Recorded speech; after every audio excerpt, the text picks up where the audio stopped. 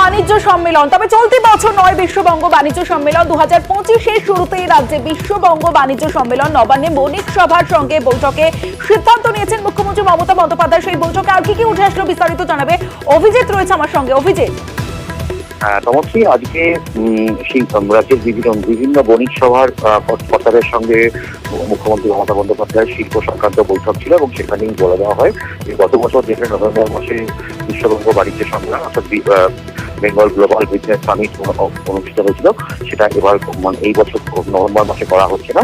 পরিবর্তে আগামী বছরের একদম শুরুতেই জানুয়ারি মাসে করা হবে।